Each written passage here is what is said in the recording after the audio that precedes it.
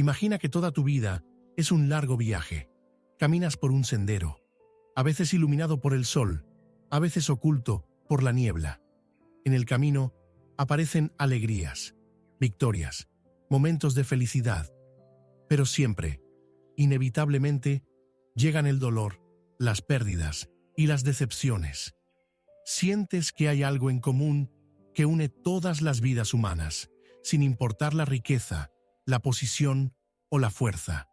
Eso es el sufrimiento. Así comenzó el camino de Buda. Él no ofrecía cuentos de consuelo ni prometía una liberación milagrosa. Miraba directamente al corazón de la existencia y dijo: la vida está impregnada de sufrimiento. Pero es importante entender, esto no es pesimismo, es honestidad.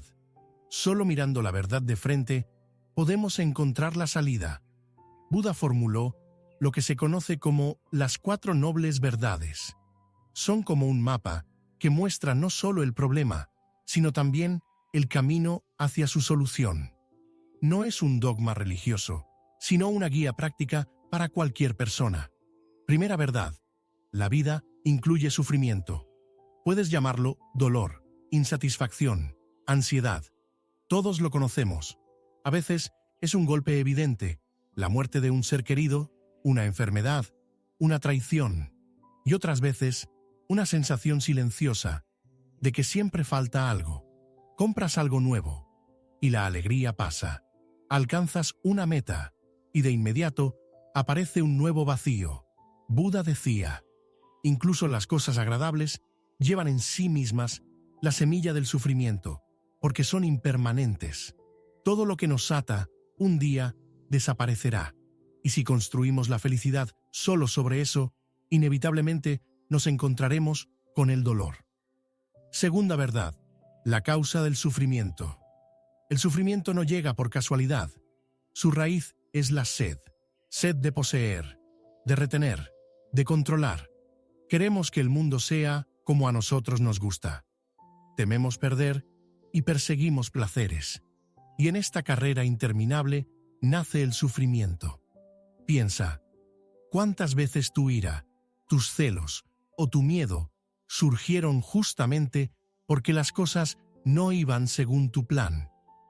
¿Cuántas veces sentiste dolor porque deseabas que la realidad fuera diferente?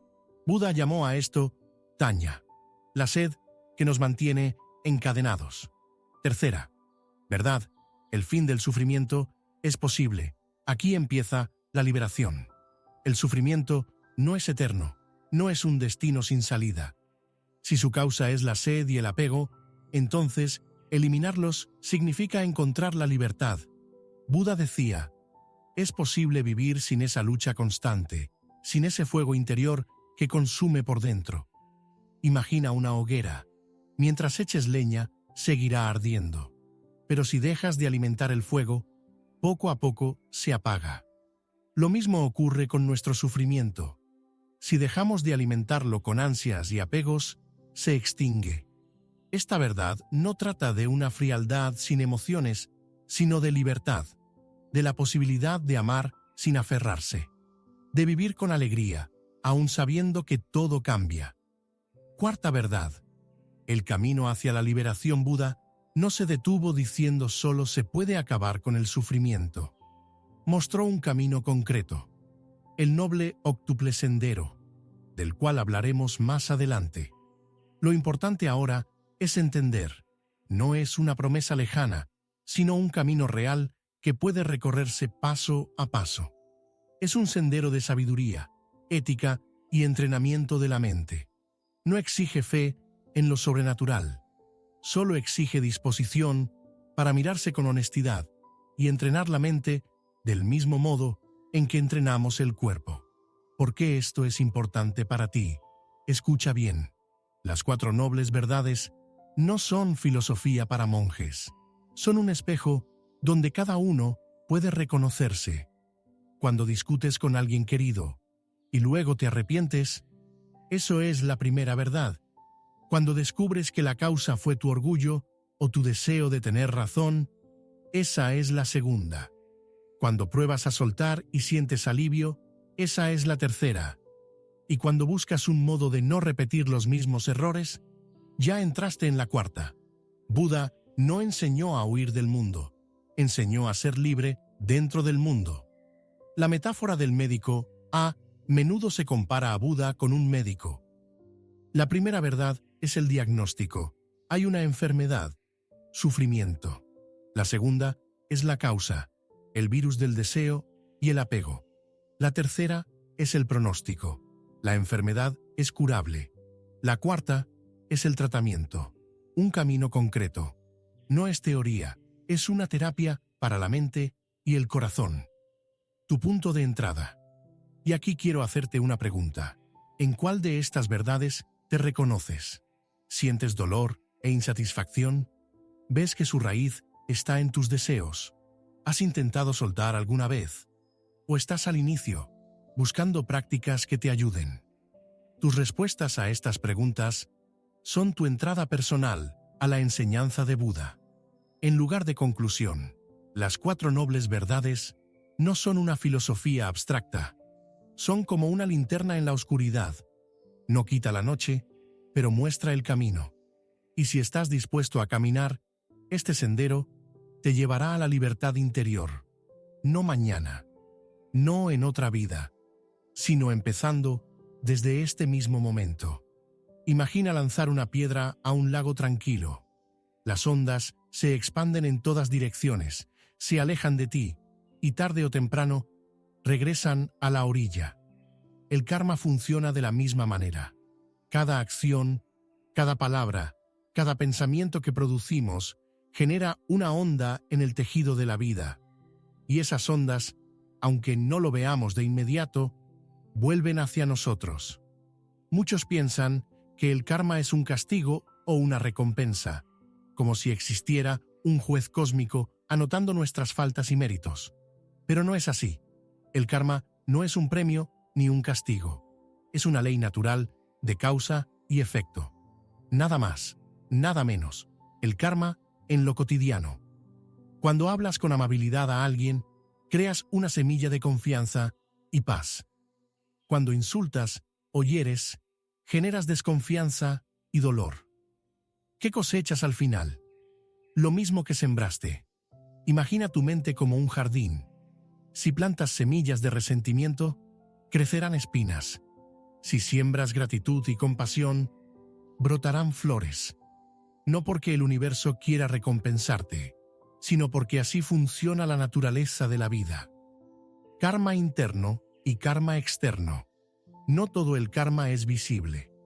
Muchas veces pensamos solo en nuestras acciones externas, pero también importa lo que cultivamos dentro. Si alimentas la envidia, tu mundo se colorea de comparación y vacío. Si nutres la paciencia, percibes armonía aún en medio del caos. No es magia, es percepción. El mundo que ves refleja el estado de tu mente. El tiempo del karma. El karma no siempre se manifiesta al instante. A veces pasan días, meses o incluso años. Una palabra de aliento que diste hoy quizá inspire a alguien dentro de mucho tiempo. Un acto de egoísmo puede regresar disfrazado en una situación inesperada. Esto nos recuerda algo esencial. Cada decisión importa. Aunque sus frutos no sean inmediatos, cada semilla germinará tarde o temprano. Estamos condenados por nuestro pasado. Aquí surge una pregunta inevitable. Si el karma nos condiciona, ¿estamos atrapados en un destino inmutable? La respuesta de Buda es liberadora. No. El karma no es una cadena eterna, sino una oportunidad. Cada día, cada momento, podemos sembrar algo distinto. Tal vez ayer actuaste desde la ira. Hoy puedes elegir la calma. Tal vez antes lastimaste. Hoy puedes sanar. No importa lo que hayas hecho en el pasado. Siempre hay una nueva siembra posible. Responsabilidad y libertad. El karma no busca culpables. Nos da responsabilidad. Si comprendemos que nuestras acciones moldean nuestra vida, dejamos de esperar milagros y empezamos a actuar con claridad. ¿Quieres paz? Siembra paz en tu mente y en tus relaciones. ¿Quieres amor? Practica el amor, sin esperar nada a cambio. ¿Quieres libertad? Aprende a soltar, a no aferrarte a lo que inevitablemente cambia. Lo que siembras en tu interior se convierte en tu manera de ver y de actuar en el mundo. Karma compartido. El karma también nos recuerda que no estamos aislados. Cada gesto toca a otros. Una sonrisa puede iluminar el día de alguien. Una palabra dura puede hundir un corazón. Igual que el viento mueve miles de hojas con un solo soplo, así nuestras acciones se extienden más allá de lo que imaginamos. Tu manera de actuar no afecta solo a tu destino, sino también al de quienes te rodean. Eres parte de una red invisible donde cada hilo vibra con lo que haces. La clave está en la conciencia. El karma no es una condena inevitable, es un espejo. Cuanto más conscientes somos de nuestras elecciones, más libres nos volvemos. La ignorancia nos hace repetir patrones de dolor. La atención nos permite cortar esos ciclos. Por eso Buda decía: observa tu mente, antes de hablar, antes de actuar, antes de decidir. Pregúntate, ¿esta semilla traerá paz o sufrimiento? ¿Estoy actuando desde el miedo, el apego o la compasión? Un nuevo comienzo. Quiero que lo entiendas bien. No eres prisionero de tu pasado. No eres esclavo de lo que hiciste ayer. Cada amanecer es una página en blanco. El karma no está ahí para hundirte en culpa. Está ahí para mostrarte tu poder, el poder de elegir conscientemente qué semillas plantar a partir de ahora. Y si aprendes a sembrar con sabiduría, descubrirás que tu vida cambia no por azar, sino porque tú mismo la cultivas. Así, el karma deja de ser un misterio temible y se convierte en una herramienta de transformación. Una brújula que te muestra: siembra lo que quieras cosechar. Y esa comprensión nos abre la puerta a la siguiente enseñanza. Si el karma es la ley de causa y efecto, entonces la iluminación es la liberación de ese ciclo. Si el karma es la ley de causa y efecto que nos mantiene atrapados en un ciclo interminable, la iluminación es la llave que abre esa prisión. Pero escucha bien, la iluminación no es un milagro ni un premio reservado a unos pocos elegidos. Es un despertar que todos podemos experimentar. Muchas veces se imagina la iluminación como un estado místico, donde alguien se convierte en un ser todopoderoso. Pero la verdad es más simple y a la vez más profunda. La iluminación no es un lugar al que se llega, ni un título que se gana. Es ver la realidad tal como es, sin las distorsiones de la mente, sin el peso del ego, sin las cadenas del deseo. El despertar de Buda. Cuenta la tradición que Siddhartha Gautama pasó años de austeridades, de meditaciones extremas, de búsqueda incansable. Se privó de comida, de descanso, de placeres, creyendo que el sufrimiento físico lo acercaría a la verdad. Pero comprendió que ese camino no llevaba a ninguna parte. Entonces, sentado bajo el árbol Bodhi, dejó de luchar, se abrió al presente, y allí, en silencio, despertó. Descubrió algo revolucionario.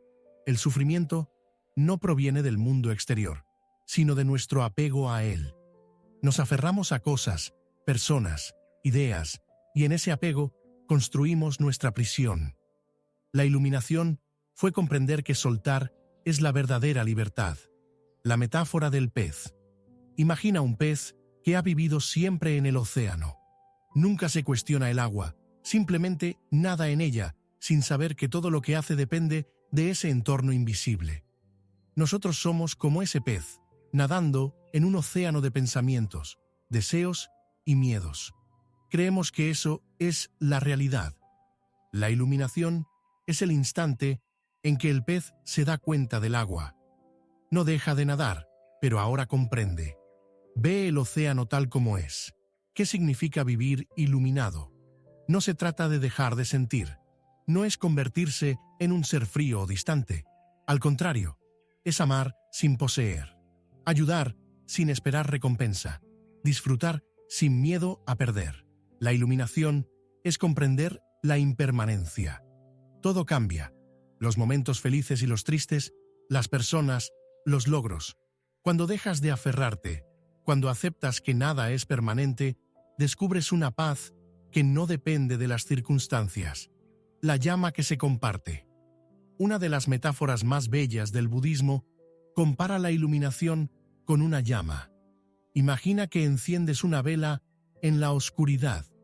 Con esa llama, enciendes otra y otra más.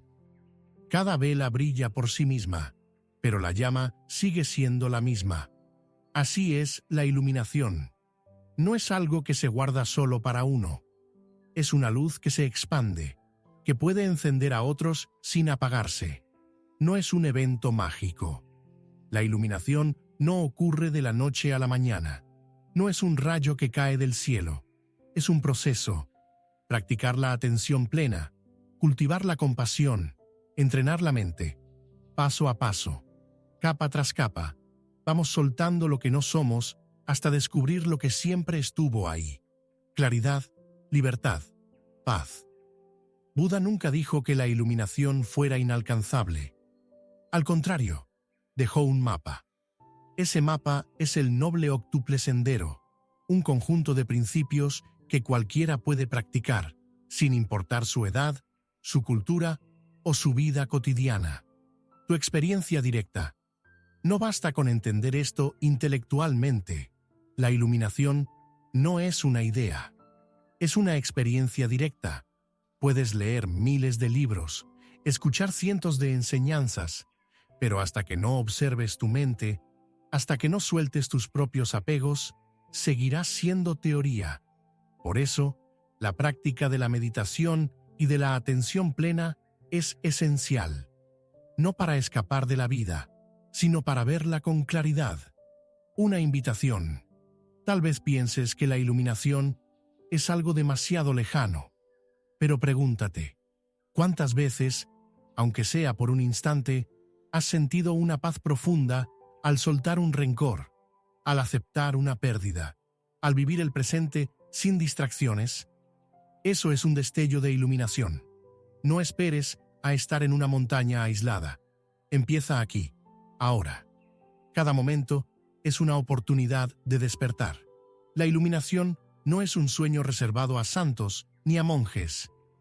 Es tu derecho de nacimiento. Es la posibilidad de abrir los ojos y descubrir que la libertad nunca estuvo lejos. Siempre estuvo dentro de ti. Y el camino para acercarnos a ese despertar comienza con una práctica sencilla, pero poderosa. La atención plena, el arte de vivir en el presente. Imagina que tu mente es como un lago. Cuando el viento sopla fuerte, las aguas se agitan y no puedes ver el fondo. Pero cuando el viento se calma, el agua se vuelve clara y todo aparece con nitidez. Así funciona la atención plena. Es el arte de aquietar la mente para ver con claridad lo que siempre estuvo ahí. Vivimos en un mundo donde la distracción se ha convertido en la norma. Apenas despertamos, tomamos el teléfono y dejamos que una avalancha de mensajes e imágenes inunden nuestra mente. Comemos mirando pantallas, trabajamos pensando en lo que haremos después, escuchamos a alguien mientras ya preparamos nuestra respuesta. Estamos en todas partes, menos aquí. El precio es alto. La vida pasa sin que la experimentemos de verdad. ¿Qué es la atención plena? La atención plena no es solo una técnica para relajarse. No se trata únicamente de sentarse en silencio con los ojos cerrados. Es una forma de vivir. Es estar completamente presentes en lo que hacemos, sin perdernos en el pasado ni en el futuro. Significa sentir el aire entrar y salir de tus pulmones, percibir la textura de la comida al masticar, escuchar a alguien sin que tu mente divague. Significa redescubrir la vida como si fueras un niño que ve todo por primera vez. El piloto automático.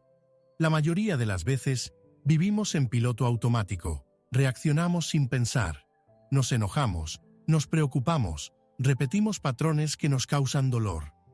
Y ni siquiera nos damos cuenta.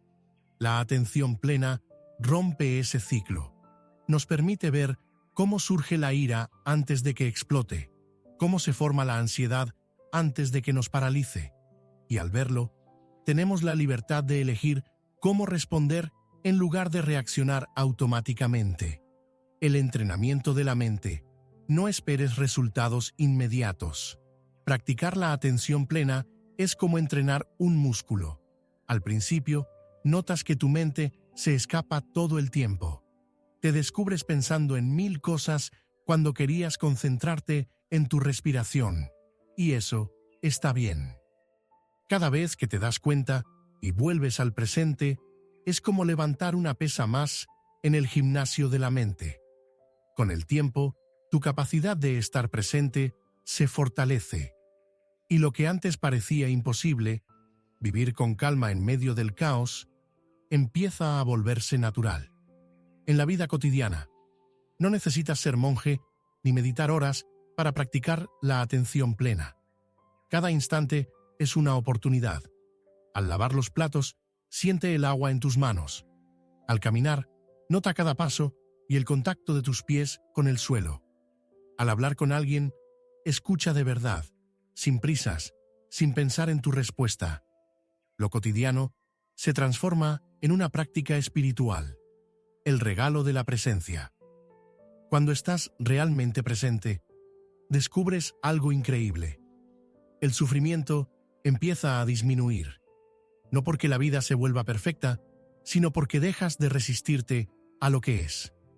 Dejas de vivir atrapado en el ayer o en el mañana y encuentras la paz de estar aquí, ahora. Esa paz no depende de las circunstancias externas, surge de la claridad interior, la raíz de la libertad. El Buda enseñó que la atención plena es la puerta hacia la liberación, porque solo cuando somos conscientes podemos cambiar. Solo cuando vemos claramente nuestros pensamientos, emociones y reacciones, dejamos de ser esclavos de ellos. Sin atención plena, seguimos repitiendo el mismo guión una y otra vez. Con ella, empezamos a escribir una nueva historia. Una invitación personal. Quiero que lo pruebes ahora mismo. Respira, siente cómo el aire entra, cómo el aire sale. Solo eso. Durante unos segundos, nada más importa. Ni el pasado, ni el futuro, ni tus preocupaciones. Solo este instante. ¿Lo sientes? Ese es el sabor de la atención plena. Ese es el inicio de la libertad. La vida no está en otro lugar, ni en otro momento. Está aquí. Y cada vez que eliges estar presente, eliges vivir de verdad. La atención plena es el primer paso para despertar. Y ese paso nos conduce directamente al mapa que Buda dejó como guía completa hacia la liberación, el noble óctuple sendero. Imagina que estás perdido en un bosque espeso. No sabes a dónde ir. Cada dirección parece incierta y la confusión te llena de miedo. De pronto, alguien coloca en tus manos un mapa. Ese mapa no te saca del bosque de inmediato, pero te muestra un camino claro. Eso es lo que Buda ofreció con el noble óctuple sendero, un mapa para salir del sufrimiento. No es un conjunto de reglas rígidas ni un código de castigo. Es una manera de vivir que transforma cada aspecto de nuestra existencia. Buda lo llamó óctuple, porque tiene 8 prácticas, pero no son pasos lineales, sino engranajes que se mueven juntos, reforzándose entre sí. 1. Visión correcta. Todo comienza con ver la realidad tal como es. Comprender que el sufrimiento no viene de lo externo, sino de nuestro apego. Reconocer que todo es impermanente y que nada puede darnos felicidad eterna. Esta visión nos da libertad. Dejamos de luchar contra lo inevitable. 2. Intención correcta. No basta con entender. Hay que comprometerse a vivir de acuerdo con esa verdad. Intención correcta significa decidir caminar con compasión, sin malicia, sin deseos egoístas. Es como orientar una brújula hacia el norte. Nos da dirección clara. 3. Palabra correcta. Las palabras son semillas. Pueden sanar o herir, unir o separar. Practicar la palabra correcta significa evitar la mentira, la difamación, las palabras vacías. Es hablar con honestidad, pero también con bondad. Hablar para construir, no para destruir. 4. Acción correcta. No podemos avanzar si nuestras acciones generan dolor. Acción correcta es vivir con ética, no dañar, no robar, no abusar. Pero no se trata solo de evitar el mal, sino de sembrar el bien, ayudar, apoyar, actuar con compasión. Cada gesto es un ladrillo en el puente hacia la liberación. 5. Medio de vida correcto. ¿De qué sirve meditar si nuestro trabajo alimenta la injusticia? El medio de vida correcto significa ganarnos la vida de manera ética, sin dañar ni explotar. Nuestro sustento también debe reflejar integridad. 6. Esfuerzo correcto. La mente es como un campo lleno de hierbas. Si no hacemos esfuerzo, la maleza crece sola. Esfuerzo correcto es cultivar pensamientos positivos, entrenar la paciencia, elegir la compasión en lugar del odio. No es lucha tensa, sino disciplina constante. 7. Atención correcta. Ya lo hemos visto, la atención plena es la base. Significa observar nuestros pensamientos y emociones sin quedar atrapados en ellos. Es vivir en el presente, con plena conciencia. 8. Concentración correcta. Aquí entra la meditación profunda. No es solo sentarse en silencio, es entrenar la mente para ser estable, enfocada y clara. Una mente dispersa es como un agua agitada, no refleja nada. Una mente concentrada es un espejo que muestra la realidad con nitidez. El equilibrio del camino. El noble óctuple sendero no es sacrificio ni renuncia absoluta. Es equilibrio. Es el camino medio. Disfrutar sin apego, vivir con disciplina sin rigidez, amar sin posesión. Cada aspecto del sendero apoya a los demás. Hablar bien fortalece nuestras acciones. Tener visión correcta impulsa nuestra intención. Meditar da claridad para elegir con sabiduría. Es un círculo virtuoso que nos transforma poco a poco. Una invitación práctica. Quiero proponerte algo simple. Elige hoy un punto del sendero y practícalo. Puede ser hablar con más amabilidad, observar tu respiración o actuar con compasión en una situación concreta. No necesitas hacerlo todo de golpe. Un paso basta para entrar en el camino. El noble óctuple sendero es el mapa que Buda dejó como legado. Un mapa que cualquiera puede usar. No importa de dónde vengas, quién seas o qué hayas hecho, siempre puedes empezar. Y cuando recorres este sendero, comienzas a ver cómo la rueda del sufrimiento pierde fuerza. Eso nos conduce a la siguiente enseñanza esencial: el samsara, el ciclo del renacimiento que nos mantiene atrapados, hasta que aprendemos a salir. Imagina una rueda que gira sin detenerse. Cada vuelta parece nueva, pero en realidad es la misma repetición. Así describe el budismo el samsara, el ciclo interminable de nacimiento, muerte y renacimiento en el que quedamos atrapados cuando no comprendemos la verdadera naturaleza de la existencia. El samsara no es un castigo impuesto desde fuera, es el reflejo de nuestra propia ignorancia y apego. Como un prisionero que sostiene las llaves de su celda sin darse cuenta, seguimos girando en esa rueda porque no vemos que ya tenemos la salida en nuestras manos. El ciclo del renacimiento. Según la enseñanza budista, la vida no comienza ni termina con un solo nacimiento. Cada existencia es un eslabón en una cadena más grande. Al morir, lo que continúa no es un yo fijo e inmortal, sino el flujo de causas y efectos, el karma. Así como una llama puede encender otra vela sin trasladar la misma materia, la energía de nuestras acciones, pensamientos y deseos enciende una nueva vida. Lo que hemos sembrado sigue dando fruto, incluso más allá de esta existencia. Los 6 reinos del samsara. La tradición budista habla de 6 reinos donde puede renacer la conciencia. El reino de los dioses, lleno de placeres, pero aún impermanente. El de los semidioses, marcado por la envidia y la competencia. El humano, mezcla de sufrimiento y oportunidad. El de los animales, gobernado por la ignorancia y el instinto. El de los espíritus hambrientos, dominado por el deseo insaciable. Y el de los infiernos, donde el odio y el sufrimiento arden con intensidad. No necesitas creer literalmente en estos reinos para comprender su enseñanza. Cada uno representa estados de la mente que ya experimentamos aquí y ahora. Cuando estás atrapado en la envidia, habitas el reino de los semidioses. Cuando tu deseo nunca se sacia, vives como un espíritu hambriento. La trampa invisible. El samsara se alimenta de 3 venenos principales: la ignorancia, el apego y la aversión.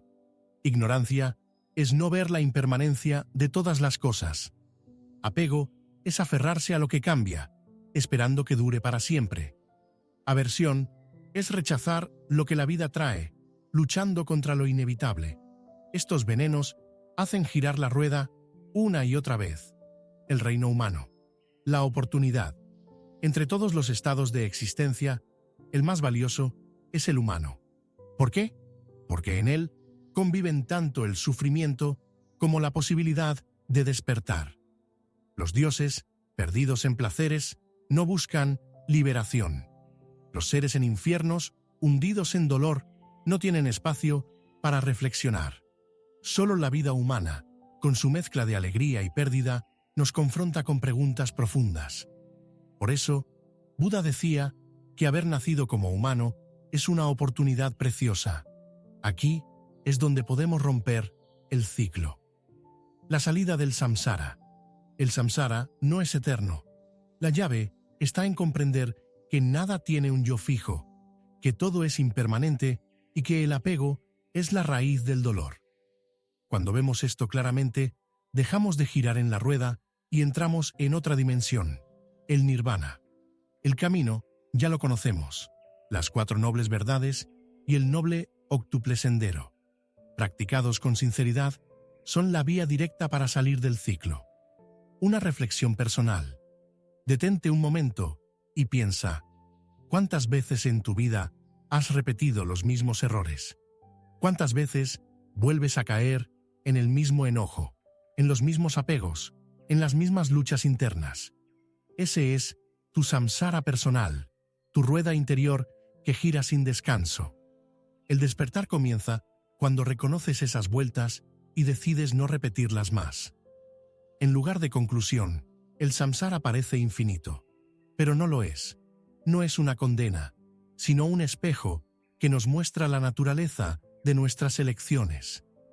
Y si empezamos a elegir con sabiduría, a cultivar atención plena, compasión y desapego, la rueda empieza a detenerse. Entonces, descubrimos que no necesitamos esperar otra vida para liberarnos. Podemos romper el ciclo aquí, ahora. Mira dentro de ti por un momento. ¿Quién eres realmente? Te llamas por un nombre, tienes recuerdos, opiniones, emociones. Pero si observas con atención, todo eso cambia constantemente. Tu cuerpo no es el mismo de hace 10 años. Tus pensamientos no son los mismos de ayer. Tus emociones se transforman de un instante a otro. Entonces, ¿dónde está ese yo sólido al que te aferras tanto? El budismo enseña que el sufrimiento surge precisamente de esa ilusión. Creer que existe un yo permanente, separado, fijo. Nos aferramos a él como si fuera una roca indestructible, cuando en realidad es como una nube que cambia de forma en el cielo. El sufrimiento, como maestro Buda, no ocultó la verdad. La vida contiene dolor, enfermedad, envejecimiento, muerte, pérdidas, decepciones. Pero no todo sufrimiento es igual. Hay un dolor inevitable, el que viene con ser humano. Y hay un sufrimiento añadido, creado por nuestra mente. Imagina que alguien te hiere con una flecha. Eso es dolor inevitable. Pero luego te quedas repitiendo en tu mente, ¿por qué a mí? ¿Por qué hizo eso? No lo soporto. Esa es la segunda flecha. El sufrimiento que nosotros mismos fabricamos. La ilusión del yo. Creemos que tenemos un centro sólido, pero si lo buscamos, nunca lo encontramos. ¿Eres tu cuerpo? Cambia cada día. ¿Eres tu mente? Los pensamientos aparecen y desaparecen. ¿Eres tus emociones? Hoy ríes, mañana lloras. El budismo enseña el concepto de anatta, la ausencia de un yo fijo. No significa que no existas, sino que lo que llamas yo es un flujo en constante cambio. Como un río. Nunca es el mismo agua, pero sigue fluyendo. ¿Por qué duele tanto soltar? Porque nos identificamos con lo que no somos. Creemos que poseemos cosas, personas, roles, mi pareja, mi éxito, mi imagen. Y cuando la vida cambia, sentimos que perdemos una parte de nosotros, pero en realidad nunca fue nuestro. El sufrimiento es la señal de que nos estamos aferrando a una ilusión, la liberación a través de la comprensión. Cuando entiendes que el yo es una construcción, algo comienza a aflojarse dentro. Te das cuenta de que no necesitas defender siempre tu orgullo, no necesitas ganar cada discusión, no necesitas tener razón todo el tiempo. La vida se vuelve más ligera. Ya no eres una piedra rígida, eres agua que fluye, y en esa fluidez el sufrimiento pierde fuerza. Una metáfora del espejo. Piensa en un espejo. Refleja rostros, paisajes, luces, sombras. Todo aparece y desaparece, pero el espejo no se aferra a nada. Así puede ser tu mente cuando sueltas la ilusión del yo. Un espacio abierto, donde la vida se refleja sin apego. La práctica concreta. ¿Cómo aplicar esto en tu día a día? Observa tus pensamientos y pregúntate, ¿soy yo este pensamiento o simplemente aparece en mi mente? Cuando sientas una emoción fuerte, mírala como una nube. Surge, cambia, se disuelve. Recuerda, no eres tu enojo, ni tu miedo, ni siquiera tu alegría. Eres el espacio donde todo eso sucede. Una invitación. La próxima vez que sientas sufrimiento, no lo rechaces. Pregúntate, ¿qué estoy aferrando? ¿Qué ilusión estoy defendiendo? Esa pregunta puede ser la llave que abra la puerta a la libertad. En lugar de conclusión, el sufrimiento no es un castigo, es un maestro. Te muestra dónde te estás aferrando a un yo que no existe. Y cada vez que lo reconoces, cada vez que sueltas un poco, la ilusión se debilita y la libertad se expande. La vida no se trata de eliminar todo dolor, sino de dejar de multiplicarlo con ilusiones. Cuando comprendes esto, empiezas a vivir con una ligereza nueva, como alguien que despierta de un sueño. Imagina una cuerda de un instrumento musical. Si la tensas demasiado, se rompe. Si la dejas floja, no suena. Solo con la tensión justa, produce armonía. Así es la vida. Cuando caemos en los extremos, la indulgencia excesiva o la renuncia absoluta, perdemos el equilibrio. El camino medio, enseñado por Buda, es aprender a vivir en esa justa medida. Antes de alcanzar la iluminación, Siddhartha Gautama experimentó ambos extremos. Primero, vivió rodeado de lujos en un palacio, protegido de todo dolor. Después, buscó la verdad a través de austeridades extremas, negándose comida y descanso, hasta casi morir de debilidad. Pero comprendió que ninguno de los dos caminos llevaba a la liberación. Fue entonces cuando descubrió la vía del equilibrio, el camino medio. Los extremos que nos atrapan. El placer desmedido nos ata. Queremos más, y nunca es suficiente. Es como beber agua salada. Cuanto más bebes, más sed sientes. Por otro lado, La renuncia rígida y forzada nos endurece, nos vuelve orgullosos de nuestro sacrificio, pero no nos acerca a la paz interior. Ambos extremos son cadenas. Uno brilla como oro, el otro parece santo, pero los dos nos mantienen atrapados. El camino medio en la vida cotidiana. No pienses que el camino medio es algo lejano o reservado a monjes. Es una práctica diaria. Comer con medida, sin caer en la gula ni en el desprecio del cuerpo. Trabajar con disciplina, pero sin convertirte en esclavo de tu ambición. Amar intensamente, pero sin aferrarte con miedo a perder. El equilibrio no es tibieza, es fuerza. Requiere sabiduría, reconocer dónde nos desviamos hacia un extremo y la valentía de volver al centro. La libertad del equilibrio. Cuando vivimos en el camino medio, descubrimos que la vida se vuelve más ligera. No necesitamos perseguir placeres compulsivamente, ni castigarnos con rigideces innecesarias. Dejamos de luchar con la realidad y empezamos a fluir con ella. El equilibrio trae serenidad, y esa serenidad es la base de la sabiduría. Una metáfora del río. Imagina un río que fluye suavemente entre dos orillas. Si corres hacia una, te chocas contra las rocas. Si vas hacia la otra, te hundes en el barro. Pero en el cauce central, el agua fluye clara, fresca, libre. Así es el camino medio, el lugar donde la vida se despliega con naturalidad. ¿Cómo practicarlo? Observa tus hábitos. ¿Dónde te inclinas hacia el exceso o hacia la negación? Pregúntate, ¿esto que hago me da verdadera paz o solo alimenta un deseo o un orgullo? Recuerda que equilibrio no significa mediocridad. Significa elegir lo que te conduce a la libertad interior. Una invitación. Hoy mismo puedes dar un paso en el camino medio. Tal vez comiendo con gratitud en lugar de exceso. Tal vez descansando sin culpa en lugar de forzarte hasta el agotamiento. Tal vez escuchando sin juzgar, en vez de imponerte o callar con resentimiento. Cada acto de equilibrio es un acto de sabiduría. En lugar de conclusión, el camino medio no es un compromiso débil entre dos extremos. Es la vía que rompe las cadenas del apego y del rechazo. Es aprender a vivir con plenitud, sin esclavitud, al placer ni al sacrificio. Cuando encuentras ese centro, tu vida se convierte en música. No rota, no muda. Una melodía clara que nace de la cuerda bien afinada de tu existencia. Imagina un árbol frondoso en medio de un desierto. Bajo su sombra, personas y animales descansan, encuentran alivio y refugio. El árbol no pregunta quién eres, no exige nada a cambio, simplemente da.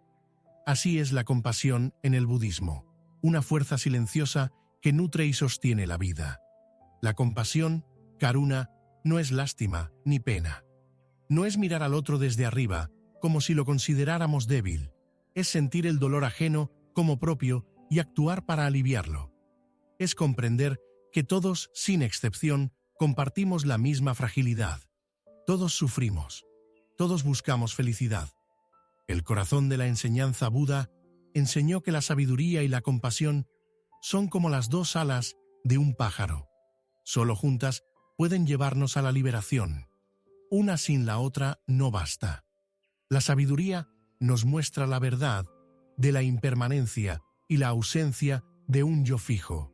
La compasión nos recuerda que esa verdad debe vivirse al servicio de los demás. Ser compasivo no es una opción secundaria, es la base del camino espiritual. Más allá del ego, la compasión nos ayuda a romper la ilusión del yo separado. Cuando entiendes que tu bienestar está ligado al de los demás, dejas de actuar solo para ti. Descubres que al ayudar a otros, también sanas tu propio corazón. Imagina dos velas. Cuando una enciende a la otra, no pierde nada de su luz. Al contrario, el resplandor se multiplica. Así ocurre con la compasión. Al dar, no disminuyes, te expandes. La práctica de la compasión. ¿Cómo cultivar la compasión en la vida diaria? Escucha de verdad cuando alguien te hable, sin interrumpir ni juzgar. Mira a las personas más allá de sus errores. Todos cargan heridas que no vemos. Haz pequeños actos de bondad sin esperar reconocimiento. No necesitas grandes gestos heroicos. La compasión vive en lo sencillo. Una palabra amable, un silencio respetuoso, una mano tendida. Obstáculos comunes. Quizá pienses, ¿y si me aprovechan? ¿Y si doy y no recibo nada? Esa es la voz del ego, que mide todo en términos de ganancia y pérdida. La verdadera compasión no es ingenuidad, es firmeza suave. No significa permitir abusos, sino actuar desde la claridad y el cuidado, incluso cuando hay que poner límites. La compasión es fuerza, no debilidad. Una mirada universal. El budismo invita a expandir la compasión más allá del círculo cercano. No solo a tu familia o amigos, sino a desconocidos e incluso a quienes consideras enemigos. Porque también ellos sufren, también ellos buscan paz, aunque lo hagan de maneras torpes o dañinas.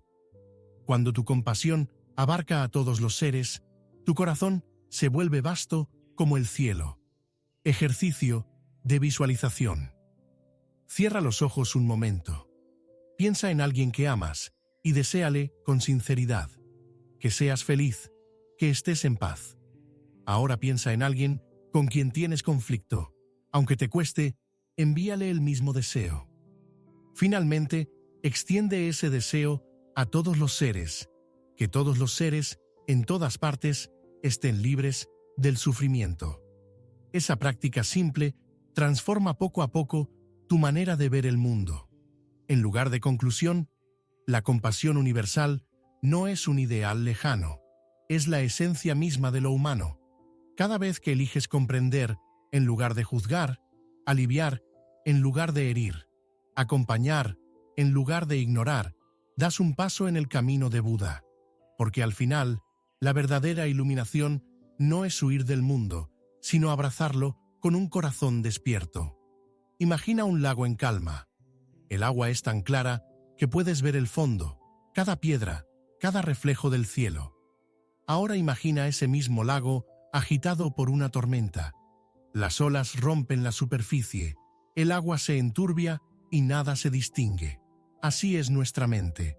La tormenta son los pensamientos incesantes, las preocupaciones, los deseos.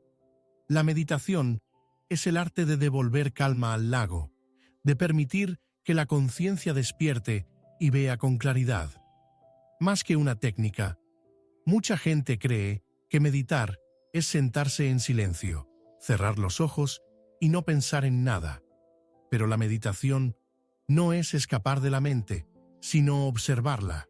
No es luchar contra los pensamientos, sino mirarlos pasar como nubes en el cielo.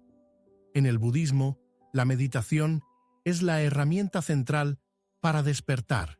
A través de ella, aprendemos a conocer nuestra mente, a entrenarla, a liberarla de los hábitos que nos esclavizan. Dos pilares de la práctica. Existen muchas formas de meditar, pero en el camino budista se destacan dos. Samatha, calma mental, es entrenar la atención, enfocarse en un solo objeto, como la respiración, hasta que la mente se vuelve estable y serena. Vipassana, visión profunda, es observar la realidad tal como es, percibir la impermanencia, el sufrimiento y la ausencia de un yo fijo. Juntas, estas prácticas son como dos alas. La calma sostiene el vuelo, la visión muestra la dirección. La mente, como un mono. Los antiguos comparaban la mente con un mono borracho, saltando de rama en rama sin descanso. Y de hecho, ¿cuántas veces intentas concentrarte y de repente tu mente ya está en otra parte? El entrenamiento de la meditación no busca matar al mono, sino domesticarlo, enseñarle a sentarse tranquilo. La transformación interior. Cuando practicas meditación, algo empieza a cambiar. La ira no desaparece de golpe, pero aprendes a verla antes de que estalle. La ansiedad sigue apareciendo, pero ya no te domina como antes. La mente, que antes era un amo tirano, empieza a convertirse en un aliado. Poco a poco, descubres espacios de silencio interior, momentos donde simplemente eres sin necesidad de nada más. Ese silencio es el inicio del despertar. En la vida diaria, la meditación no se limita al cojín. Cada momento puede ser práctica. Al lavar los platos, siente el contacto del agua. Al caminar, observa cada paso. Al escuchar, presta atención plena sin preparar respuestas. El verdadero objetivo no es sentarse media hora al día, sino vivir con una conciencia despierta todo el tiempo. Obstáculos comunes. Al empezar, muchos se frustran. No puedo dejar de pensar. Pero ese no es el objetivo. El hecho de darte cuenta de que tu mente divaga ya es meditación. Cada regreso al presente fortalece tu capacidad de estar consciente. Otro obstáculo es la impaciencia. Queremos resultados rápidos, pero la meditación es como sembrar un árbol. El fruto llega con el tiempo, no con la prisa. Una práctica sencilla. Cierra los ojos un momento. Respira profundo. Siente el aire entrar y salir. Observa tu cuerpo, tus sensaciones, sin juzgar. Cuando aparezca un pensamiento, míralo y déjalo ir. Vuelve a la respiración. 5 minutos al día de esta práctica pueden transformar tu manera de vivir. En lugar de conclusión, la meditación no es un lujo ni una moda. Es una necesidad humana. Es el espacio donde la mente se calma, el corazón se abre y la conciencia despierta. Porque solo cuando aprendemos a observar con claridad, descubrimos que ya no somos esclavos de nuestros pensamientos, sino testigos libres de la vida. Y ese despertar nos prepara para comprender la enseñanza más profunda de Buda, la interdependencia de todos los seres, la red invisible que une nuestras vidas. Imagina una telaraña brillante cubierta de rocío al amanecer. Cada gota refleja a todas las demás, y si una se mueve, todo el entramado vibra. Así es la vida. Nada existe de manera aislada. Todo está conectado. El budismo llama a esto interdependencia. No somos islas solitarias. Cada respiración que tomas depende de los árboles que purifican el aire. El alimento en tu mesa depende de la tierra, del agua, del sol y de miles de manos que trabajaron para cultivarlo y transportarlo.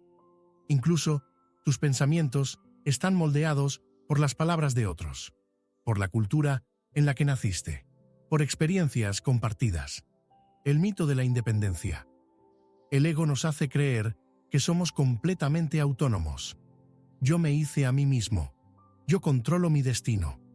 Pero si miras más de cerca, descubres que todo lo que eres y tienes es fruto de innumerables causas y condiciones. Tu cuerpo es herencia de generaciones. Tu educación fue posible gracias a maestros, libros, familias. Tu vida entera descansa sobre una red invisible de apoyo. Negar esa interdependencia es como negar el agua al pez. Imposible. La raíz de la compasión. Comprender la interdependencia cambia nuestra manera de relacionarnos. Si todo está conectado, dañar a otro es dañarse a uno mismo. Ayudar a otro es también ayudarse. Cuando ves que tu bienestar depende del bienestar colectivo, la compasión surge de manera natural. Ya no se trata de ser bueno por obligación, sino de reconocer una verdad simple. Nadie puede florecer solo. Ejemplo cotidiano. Piensa en un simple vaso de agua. ¿Cuántas condiciones se unieron para que esté en tu mano? La lluvia, los ríos, las nubes, la persona que la trajo, la vasija que la contiene. En cada sorbo participa medio universo. Si algo tan pequeño como un vaso de agua revela tantas conexiones, ¿cómo no reconocer que cada aspecto de nuestra vida está tejido en una red infinita? El sufrimiento compartido, la interdependencia, también nos ayuda a comprender el sufrimiento. Lo que duele en una parte del mundo repercute en otras. La guerra, el hambre, la injusticia nunca se quedan confinadas. Sus ondas llegan a todos. De la misma manera, un acto de bondad se expande más allá de lo visible. Una palabra amable puede viajar de persona en persona, tocando vidas que nunca conocerás. La práctica de la interdependencia. Antes de actuar, pregúntate, ¿qué impacto tendrá esto en otros? Agradece lo que recibes, reconociendo a todos los que lo hicieron posible. Cultiva la conciencia de que cada gesto tuyo contribuye a un mundo compartido. Esta práctica sencilla transforma la manera en que consumes, trabajas, hablas y amas. Una metáfora del mar. Somos como olas en el océano. Cada ola tiene forma, altura, movimiento propio, pero ninguna existe separada del mar. Creer que somos independientes es olvidar que, en el fondo, somos agua del mismo océano. En lugar de conclusión, la interdependencia no es una idea abstracta, es la realidad de cada instante. Reconocerla nos da humildad, gratitud y compasión. Cuando entiendes que tu vida vibra junto con todas las demás, descubres que cuidar al otro es cuidar de ti mismo. Y en ese cuidado mutuo florece la verdadera paz. El próximo paso es mirar de frente a lo que más nos cuesta aceptar: la muerte y la impermanencia, que nos recuerdan la fragilidad y el valor de cada momento. Imagina sostener una flor fresca en tu mano. Brilla con colores vivos, desprende fragancia, parece eterna, pero al poco tiempo sus pétalos se marchitan, su aroma se desvanece, y lo que antes era belleza se convierte en polvo. Así es la vida. Todo lo que nace está destinado a transformarse. Esta verdad se llama impermanencia. La muerte es la expresión más radical de esa impermanencia. Nos recuerda que nada permanece igual, ni nuestro cuerpo, ni nuestras emociones, ni siquiera las personas que amamos. Puede sonar duro, pero Buda enseñaba que aceptar la impermanencia no es una condena, sino una puerta hacia la libertad. El miedo a lo inevitable. La mayoría huye del tema de la muerte.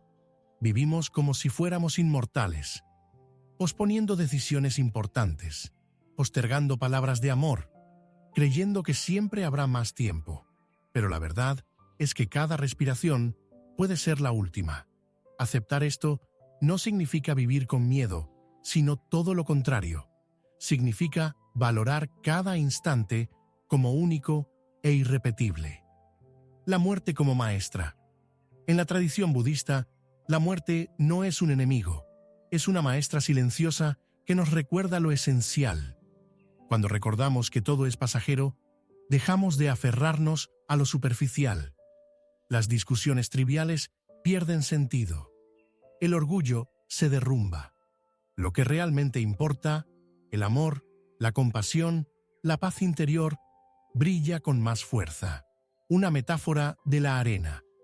Imagina construir un castillo de arena en la playa. Lo moldeas con cuidado. Te maravillas con sus torres y murallas. Pero sabes que la marea llegará y lo deshará. ¿Significa eso que no valía la pena construirlo? No. Significa que lo disfrutas mientras existe, sabiendo que su belleza está precisamente en su fugacidad. Así es nuestra vida, un castillo de arena al borde del mar, el desapego liberador. Cuando comprendes la impermanencia, aprendes a soltar, no porque no valores las cosas, sino porque las aprecias más. Abrazas a tus seres queridos sabiendo que no estarán para siempre, y ese abrazo se vuelve más profundo. Agradeces cada día porque sabes que es un regalo único. La impermanencia no te quita nada, te enseña a vivir con plenitud. La continuidad más allá de la forma. La muerte no significa un final absoluto. Como una vela que enciende otra, la vida continúa en formas nuevas, en las personas que tocaste, en las huellas de tus acciones, en la energía que siembras en el mundo. Nada se pierde del todo se transforma. Una práctica de contemplación. Cierra los ojos e imagina que hoy fuera tu último día. ¿Qué palabras dirías? ¿A quién abrazarías? ¿Qué dejarías de posponer? Esta reflexión no busca tristeza, sino claridad. Te ayuda a vivir con prioridades verdaderas, a dejar de lado lo que no importa. En lugar de conclusión, la muerte y la impermanencia no son enemigos de la vida, son su esencia. Recordarnos que todo pasa nos libera de la ilusión de control y nos abre al presente, porque al final no importa cuánto duremos, sino cuán despiertos estemos en cada instante. Y cuando comprendemos esto, vivimos de una manera más plena, más consciente, más humana. El siguiente paso natural en este camino es mirar el compromiso más profundo del budismo, el voto del bodhisattva, la decisión de vivir para el despertar y la liberación de todos los seres. Imagina estar en un río caudaloso. Has encontrado un bote que puede llevarte a la orilla segura. Podrías remar solo y salvarte, pero al mirar atrás, ves a cientos de personas luchando contra la corriente, a punto de hundirse. Entonces, tomas una decisión.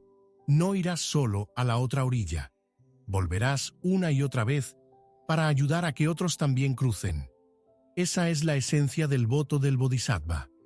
Un bodhisattva es aquel que busca la iluminación no solo para sí mismo, sino para todos los seres. Aunque podría liberarse del samsara, decide quedarse en el mundo para guiar a los demás. No porque esté obligado, sino porque su compasión es tan vasta como el cielo. El voto infinito. El voto del bodhisattva parece imposible. Salvaremos a todos los seres, aunque sean innumerables. Pero esa imposibilidad no es una carga, sino una inspiración. Nos recuerda que la compasión no tiene límites, que siempre podemos expandir nuestro corazón un poco más. Cada vez que eliges ayudar, escuchar, acompañar, estás cumpliendo ese voto en tu vida cotidiana. La paradoja del servicio. Quizá te preguntes, ¿cómo puedo ayudar a todos los seres si apenas puedo con mi propia vida? La respuesta está en la interdependencia. Al aliviar el sufrimiento de uno, alivias un poco el sufrimiento del mundo. Al encender una vela, contribuyes a iluminar la oscuridad entera. No se trata de salvar a millones de golpe, sino de transformar cada encuentro en una oportunidad de compasión. La fuerza del ejemplo. Un bodhisattva enseña no solo con palabras, sino con su forma de vivir. Su paciencia en la adversidad, su generosidad en medio de la escasez, su serenidad en la tormenta se convierten en faros para otros. A veces, un solo gesto tuyo, una sonrisa, una escucha sincera, una acción desinteresada, puede ser la chispa que despierte en alguien más el deseo de cambiar. La valentía del corazón abierto. Vivir como bodhisattva no es fácil. Implica abrirse al dolor del mundo sin endurecerse. Implica seguir dando incluso cuando no recibes. Implica confiar en que cada acto de bondad, por pequeño que sea, deja huellas invisibles. Es un camino de valentía, la valentía de amar sin condiciones. Ejemplo cotidiano. Piensa en un médico que atiende a los enfermos. Podría decir, yo ya estoy sano, no necesito estar aquí. Pero su vocación lo mantiene al lado de quienes sufren. Así actúa un bodhisattva. Aunque su corazón ya ha probado la paz, se queda en medio del dolor humano para compartirla. Una práctica simple. Al despertar, puedes repetir en silencio, que hoy mis palabras y acciones ayuden a aliviar el sufrimiento de los demás, que mi vida sea un puente hacia la paz. No importa cuán pequeño sea tu gesto, cada voto reafirma tu camino. En lugar de conclusión, el voto del bodhisattva es un recordatorio de que la verdadera libertad no es escapar del mundo, sino transformarlo. es elegir regresar al río una y otra vez, hasta que nadie quede atrás. Y cuando comprendes esto, descubres que servir a otros no es renunciar a tu despertar, es el despertar mismo.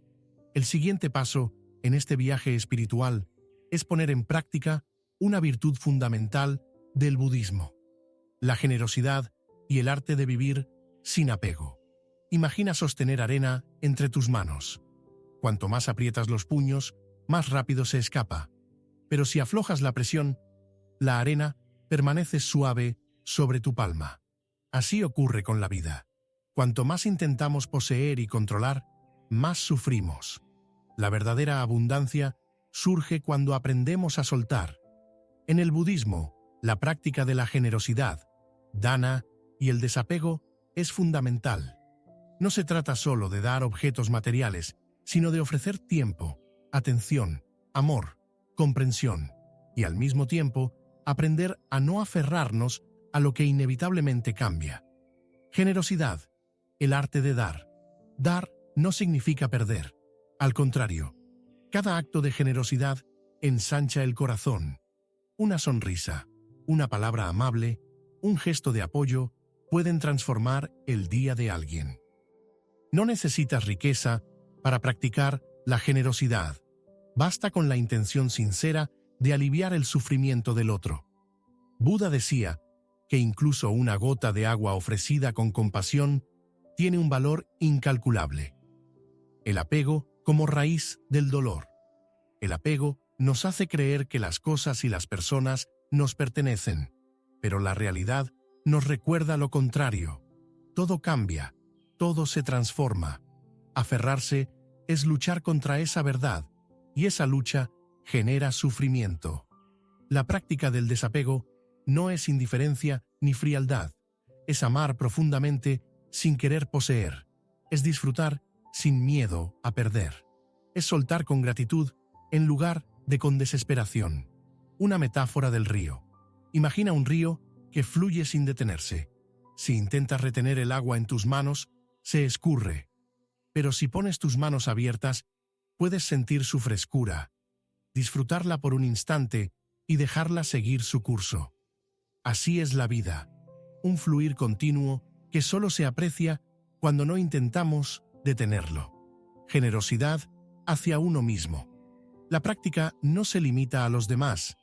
También necesitas ser generoso contigo mismo, darte descanso cuando lo necesitas, perdonarte por tus errores, soltar la carga de la culpa y del perfeccionismo.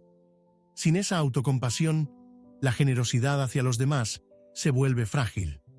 Obstáculos comunes. Tal vez pienses, si doy demasiado, me quedaré sin nada. Pero la generosidad verdadera no empobrece, enriquece, te libera del miedo a perder, rompe la cadena del egoísmo y abre un espacio de paz interior. Otro obstáculo es el orgullo. Dar esperando reconocimiento. Pero el verdadero dar es silencioso, sin esperar nada a cambio. Como el árbol que da sombra, sin pedir permiso ni gratitud. Una práctica simple. Hoy mismo puedes practicar. Comparte algo con alguien que lo necesite. Escucha a alguien de verdad, sin mirar el reloj. Dona tu tiempo, tu atención o tus recursos, aunque sea en pequeño. Y luego suelta. No te aferres a la expectativa de agradecimiento ni a la idea de ser generoso. Solo da y sigue adelante. En lugar de conclusión, la generosidad y el desapego son dos caras de la misma moneda. Dar con libertad y soltar con gratitud. Cuando vives así, descubres que nada te falta, porque ya no eres esclavo de lo que posees. El verdadero tesoro no está en acumular, sino en compartir, y cada vez que sueltas, te acercas un paso más a la paz interior. El camino continúa. Ahora que hemos explorado el dar y el soltar, es momento de mirar cómo todo esto se integra en la vida diaria, en lo cotidiano, donde realmente se pone a prueba nuestra práctica. De poco sirve conocer grandes enseñanzas si se quedan en los libros o en la meditación aislada. El verdadero valor del budismo se revela en lo cotidiano, en cómo hablas, cómo trabajas, cómo amas, cómo respondes al dolor y a la alegría. El despertar no está en un templo lejano, ni en una montaña sagrada. Está en la cocina, en la oficina, en la calle, en cada respiración. La práctica comienza al despertar. Al abrir los ojos cada mañana, tienes una oportunidad de decidir cómo vivirás el día. Puedes empezar con prisa y preocupación, o con un momento de silencio consciente. Respira profundo y piensa. Hoy quiero vivir despierto, con calma y compasión. Ese simple gesto cambia el tono de todo lo que sigue. Atención plena en lo pequeño. El budismo enseña que cada acción es una práctica espiritual. Al comer, mastica despacio, agradeciendo el alimento y recordando a todos los que lo hicieron posible. Al caminar, siente cada paso como si la tierra te sostuviera con cuidado. Al lavar los platos, deja que el agua y la espuma sean una meditación en movimiento. No necesitas más tiempo, solo necesitas más presencia, relaciones conscientes. En la vida cotidiana, el budismo se expresa sobre todo en las relaciones. Escuchar sin interrumpir, hablar con honestidad, pero sin herir. Recordar que cada persona carga su propio sufrimiento invisible. Cuando practicas esto, tu hogar, tu trabajo y tus amistades se convierten en un campo de compasión. Afrontar el conflicto. El conflicto es inevitable, pero tu respuesta marca la diferencia. En lugar de reaccionar con ira, respira y observa. ¿Qué emoción está surgiendo en mí? ¿Desde dónde quiero responder? Practicar el budismo en lo cotidiano significa elegir conscientemente no añadir más fuego al fuego. Responder con calma no es debilidad, es fuerza entrenada, el trabajo como camino. Incluso en tu empleo puedes aplicar las enseñanzas. Trabaja con ética, evitando dañar. Colabora con generosidad, sin competir desde el ego. Haz de tu labor una forma de servicio, no solo de ganancia. Cuando cambias tu intención, el trabajo deja de ser una carga y se convierte en una práctica espiritual. El tiempo y la impermanencia. El budismo nos recuerda que nada dura para siempre. Esto incluye los momentos difíciles y los felices. Llevar esa conciencia a la vida diaria te ayuda a no aferrarte demasiado, a disfrutar lo que tienes y a soltar cuando llega el cambio. Cada momento, incluso el más sencillo, se vuelve valioso cuando sabes que es único. Una práctica sencilla. Elige una acción diaria y conviértela en meditación. Puede ser beber té, caminar o incluso enviar un mensaje a alguien. Hazlo con plena atención, con gratitud y con intención de generar paz. Así, poco a poco, toda tu vida se convierte en práctica, en lugar de conclusión. El budismo en la vida cotidiana no se trata de rituales complicados ni de palabras difíciles. Se trata de vivir con conciencia, compasión y sabiduría en cada instante. Cuando lo haces, descubres que no necesitas esperar a la iluminación en otro tiempo o lugar. La iluminación empieza aquí, ahora, en cómo eliges vivir este preciso momento. El siguiente paso en nuestro viaje será profundizar en una de las verdades más profundas que enseñó Buda: la vaciedad, la comprensión de que todo existe en relación con todo, y que en esa ausencia de solidez encontramos la mayor libertad. Imagina mirar una sombra en la pared. Parece sólida, tiene forma, pero al intentar tocarla, descubres que no hay nada allí. Así es la realidad según la enseñanza budista. Lo que creemos sólido y permanente es, en el fondo, vacío de existencia propia. Esta verdad se llama shunyata, la vacuidad. No significa que nada exista, significa que nada existe de manera independiente y fija. Todo surge en relación con otras causas y condiciones. Todo está en constante cambio. Cuando comprendemos esto, se rompen las cadenas del apego y el miedo. El yo vacío. Creemos tener un yo sólido. Nuestro nombre, nuestro cuerpo, nuestras ideas. Pero si los observas, verás que todos cambian. Tu cuerpo envejece, tus pensamientos se transforman, tus emociones van y vienen. ¿Dónde está entonces ese yo permanente? El budismo enseña que el yo es como una carreta, un conjunto de piezas que juntas forman algo funcional, pero ninguna por sí sola es la carreta. De igual forma, lo que llamamos yo es un conjunto de procesos en constante movimiento. Las cosas como espejismos. Mira el arco iris. Es hermoso, pero no puedes atraparlo.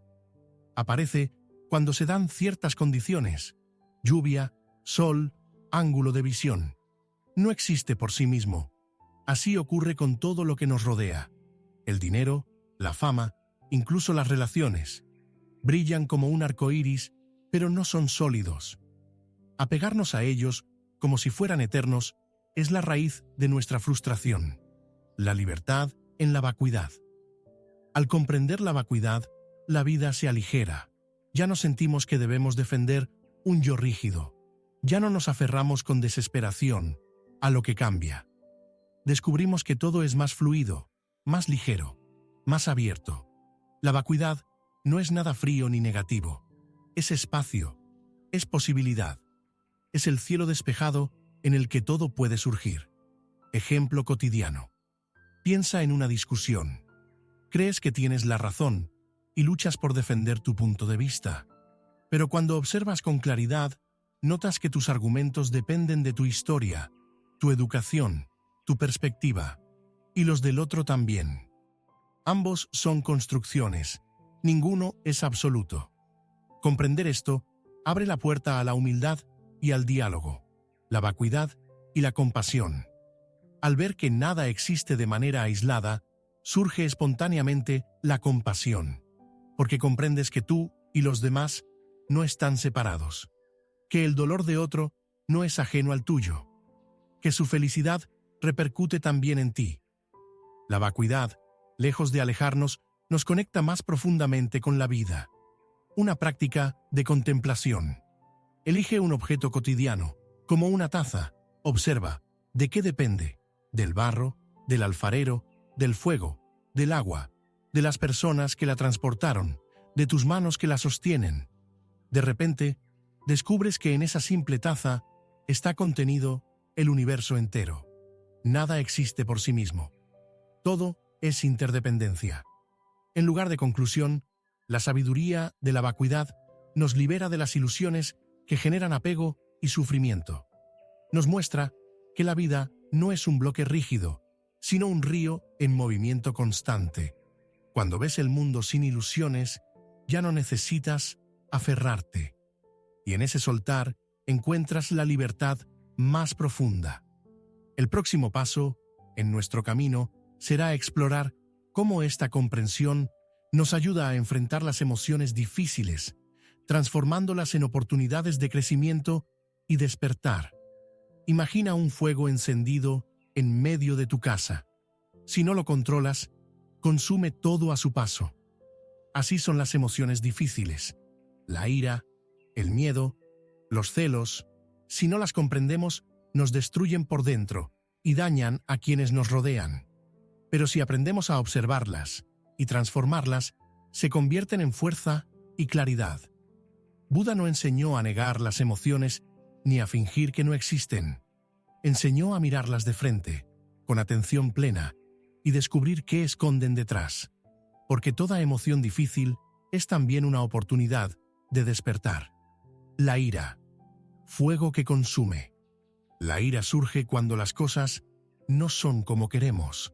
Alguien nos contradice, nos ofende o simplemente no cumple nuestras expectativas. Sentimos un fuego en el pecho, palabras duras en la boca, gestos que hieren. Pero la ira es como un carbón encendido. Si lo sostienes en la mano para lanzarlo contra otro, tú eres el primero en quemarte. La práctica consiste en detenerse, respirar y reconocer. Esto es ira. Observar cómo nace en el cuerpo, cómo se alimenta de pensamientos. Y poco a poco, en lugar de actuar desde ella, aprender a soltarla. El miedo, sombra paralizante. El miedo es como una sombra. Puede parecer más grande que nosotros, pero desaparece cuando encendemos la luz de la conciencia. Surge cuando imaginamos futuros dolorosos, cuando queremos controlar lo incontrolable. Pero si lo observas, verás que casi siempre el miedo es una historia de la mente, no una realidad presente. Enfrentarlo no significa eliminarlo de golpe, sino mirarlo con calma y preguntarse, ¿es real este peligro o solo un pensamiento? Esa claridad reduce su poder. Los celos, veneno silencioso. Los celos nacen de la comparación constante. Él tiene más que yo. Ella es mejor que yo. Esta emoción nos carcome en silencio, impidiéndonos disfrutar lo que ya tenemos. La cura de los celos es la gratitud y la alegría empática. Aprender a alegrarnos por la felicidad ajena como si fuera nuestra. Al hacerlo, transformamos el veneno en medicina. Una metáfora del jardín. Imagina tu mente como un jardín. La ira es como malas hierbas que crecen rápido. El miedo es como una sombra que impide que la luz llegue. Los celos son como insectos que devoran las flores. La práctica consiste en cuidar el jardín con paciencia, arrancar las hierbas con suavidad, abrir espacio a la luz, nutrir las flores de compasión y sabiduría. ¿Cómo practicar en la vida diaria? Respira antes de reaccionar. Cuando sientas ira, regresa a la respiración antes de hablar o actuar. Pon atención al presente. Pregunta, ¿este miedo es real aquí y ahora? Celebra lo ajeno. Cuando surjan celos, practica desear. Que esta persona sea feliz, que disfrute su éxito. Estas prácticas simples transforman emociones destructivas en semillas de crecimiento. En lugar de conclusión, la ira, el miedo y los celos no son enemigos que debemos eliminar, sino maestros que debemos comprender. Nos muestran nuestras heridas, nuestras inseguridades, nuestras ilusiones. Al trabajar con ellas, aprendemos a transformar el fuego en calor, la sombra en refugio, el veneno en medicina. Y ese aprendizaje nos conduce al siguiente paso: descubrir la fuerza del silencio y de la pausa, que nos libera de la reacción automática y abre espacio para la verdadera libertad. Imagina un tambor que suena sin descanso, golpe tras golpe, hasta que ensordece a todos. Así funciona nuestra mente cuando reaccionamos de inmediato a cada estímulo. Ruido constante, palabras precipitadas, acciones impulsivas, pero entre un golpe y otro existe un instante de silencio. Ese pequeño espacio, esa pausa, es la puerta hacia la libertad interior. El budismo enseña que el silencio no es vacío ni ausencia, sino un poder profundo. En la pausa antes de responder, en el silencio antes de hablar, en la quietud antes de actuar, descubrimos nuestra verdadera fuerza. La tiranía de la reacción. Vivimos reaccionando. Alguien nos insulta y contestamos. Algo nos molesta y gritamos. Una emoción surge y actuamos sin pensar. Somos esclavos de la reacción automática. Pero el Buda decía, entre el estímulo y la respuesta existe un espacio. Y en ese espacio está nuestra libertad. El silencio que transforma practicar el silencio no significa huir del mundo, ni callar por miedo. Es elegir conscientemente cuándo y cómo hablar, cuándo y cómo actuar. Una palabra dicha desde la calma puede sanar. Una palabra lanzada desde la ira puede destruir. El silencio nos da el tiempo para distinguir entre ambas. La pausa como escudo. Imagina estar en medio de una discusión. Tu cuerpo arde. Tu mente busca respuestas rápidas. Si reaccionas de inmediato, probablemente hieras y te hieras. Pero si respiras, si haces una pausa, si guardas unos segundos de silencio, el fuego pierde intensidad. La pausa es como un escudo invisible que protege tu paz interior. el silencio interior. No se trata solo de callar con la boca, sino de aquietar la mente. Incluso rodeado de ruido, puedes cultivar un silencio interno donde ninguna palabra externa logra perturbarte. Ese silencio no es vacío, es un espacio lleno de claridad, donde ves las cosas como son. Ejemplo cotidiano. Piensa en el semáforo en rojo. Podrías impacientarte, tocar la bocina, quejarte, o puedes aprovechar esos segundos para respirar, observar, agradecer el simple hecho de estar vivo.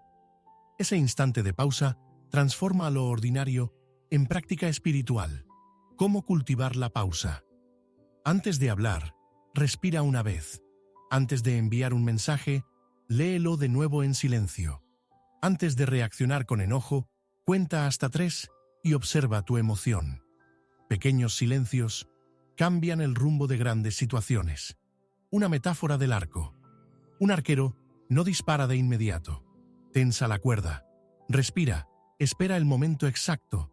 En esa pausa se encuentra la precisión. Así también en la vida. La pausa nos da claridad y dirección. En lugar de conclusión, el silencio y la pausa no son debilidad, son poder. Son la diferencia entre ser arrastrado por la corriente de las emociones o dirigir conscientemente tu propio curso. Cuando descubres la fuerza del silencio, dejas de ser esclavo de la reacción y te conviertes en dueño de tu libertad interior. Y esa libertad es la base para la siguiente enseñanza: el arte de soltar. Aprender a dejar ir sin miedo, sin resistencia, con gratitud. Imagina que caminas por un sendero cargando una mochila llena de piedras. Cada paso se vuelve más pesado, cada metro más difícil. Un día, decides abrir la mochila y soltar algunas piedras. El camino sigue siendo el mismo, pero ahora lo recorres con ligereza. Así es la vida. Cuando aprendemos a soltar, el peso del sufrimiento disminuye. El apego es el hábito de aferrarnos a cosas, a personas, a ideas, incluso a heridas. Creemos que, si soltamos, perderemos seguridad o identidad, pero la verdad es la contraria. Cuando soltamos, nos liberamos. El apego como prisión. Aferrarse es como sujetar un carbón encendido con la mano. Creemos que nos protege, pero en realidad nos quema. Nos aferramos a relaciones que ya no nos nutren, a recuerdos que nos lastiman, a deseos imposibles de saciar, y cada apego se convierte en una cadena invisible que nos ata al sufrimiento. Soltar no es abandonar. Mucha gente confunde el desapego con frialdad o indiferencia, pero no se trata de dejar de amar ni de renunciar a la vida. Soltar es amar sin poseer, disfrutar sin miedo a perder, vivir sin obsesionarse con controlar. El desapego no quita profundidad a los vínculos, al contrario, los hace más libres y genuinos. Una metáfora del río. Imagina un río que fluye. Si intentas retener el agua entre tus manos, se escurre. Pero si simplemente sumerges las manos abiertas, disfrutas de su frescura sin detener el curso. Así ocurre con la vida. Todo fluye, todo cambia. Soltar es aceptar ese fluir. El miedo a perder. La raíz del apego es el miedo. Miedo a estar solos. Miedo a no tener. Miedo a desaparecer. Pero cuando comprendemos la impermanencia, vemos que nunca tuvimos nada de manera absoluta. Solo somos guardianes temporales de lo que llega a nuestras manos. Cuando aceptas eso, el miedo se transforma en gratitud. La práctica de soltar. Con los objetos, elige algo que ya no necesitas y entrégalo a alguien que lo aproveche. Con las emociones, observa un resentimiento y pregúntate, ¿qué gano aferrándome a esto?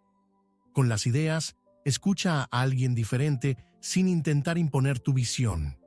Cada acto de soltar abre espacio en tu corazón, el alivio del vacío. Cuando sueltas, al principio sientes un vacío, pero ese vacío no es pérdida, es espacio para que algo nuevo florezca.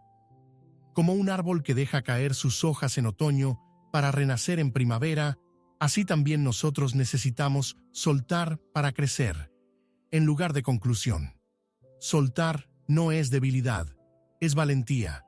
Requiere confianza en la vida, aceptación de la impermanencia y fe en que lo esencial nunca se pierde. Cuando aprendes a soltar, caminas más ligero, y cada paso se convierte en libertad. El siguiente paso en nuestro viaje será descubrir cómo este arte de vivir libre se aplica en algo fundamental: las relaciones humanas, donde el budismo se convierte en una guía práctica para la convivencia y la paz. Imagina dos instrumentos afinados que tocan juntos. Sus sonidos no se mezclan caóticamente, sino que se acompañan, creando armonía. Así deberían ser nuestras relaciones, no luchas de poder ni cadenas de dependencia, sino encuentros donde cada uno conserva su esencia y al mismo tiempo contribuye a la paz del otro. El budismo enseña que la raíz de muchos conflictos está en el apego y la ilusión del yo. Queremos que el otro nos complete, nos salve, nos haga felices, pero esa expectativa es una carga demasiado pesada y termina en frustración. Una relación consciente nace cuando dejamos de exigir y empezamos a compartir. Escuchar de verdad. La mayoría escucha para responder, no para comprender. En una relación consciente, la escucha se convierte en práctica espiritual. Estar presente cuando el otro habla, sin interrumpir, sin juzgar, sin preparar argumentos, solo escuchar. Ese simple gesto abre un espacio de confianza donde el otro puede mostrarse tal como es. Hablar con compasión. Las palabras son semillas, pueden herir o sanar. Practicar la palabra correcta en una relación significa hablar con honestidad, pero también con cuidado. No se trata de disfrazar la verdad, sino de decirla de manera que construya, no que destruya. Una palabra amable, en el momento justo, puede salvar un vínculo. El desapego, en el amor. Amar no es poseer. Amar conscientemente es permitir que el otro sea libre, incluso si eso significa que no siempre será como tú quieres. El apego genera celos, control y sufrimiento. El desapego trae respeto, confianza y gratitud. El verdadero amor no ata, sostiene sin aprisionar. Resolver conflictos desde la calma. Los conflictos son inevitables, pero podemos elegir cómo enfrentarlos. En lugar de reaccionar con ira, respira y recuerda: yo no soy mi enojo, ni el otro es su error. Habla desde la calma, no desde la herida. Cuando eliges la paz interior, antes que la victoria en la discusión, la relación se fortalece. Una metáfora del espejo. Las relaciones son como espejos. Lo que nos irrita en el otro, muchas veces, refleja algo no resuelto en nosotros mismos. Observar esa proyección, con humildad, convierte cada relación en una oportunidad de autoconocimiento.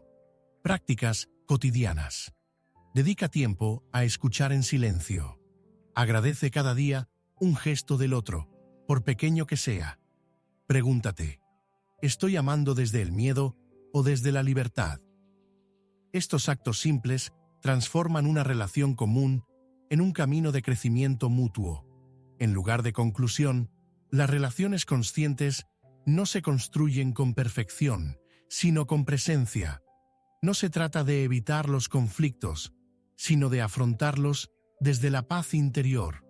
Cuando aprendes a vivir así, descubres que cada vínculo se convierte en una práctica espiritual, un espacio donde cultivar paciencia, compasión y desapego.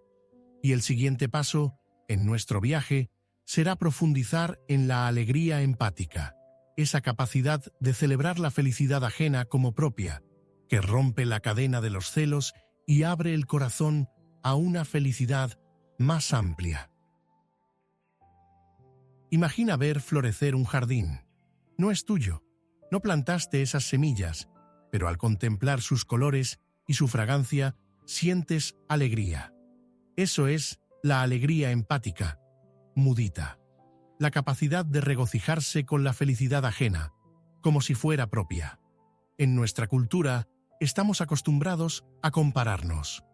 Cuando alguien tiene éxito, muchas veces sentimos celos o envidia.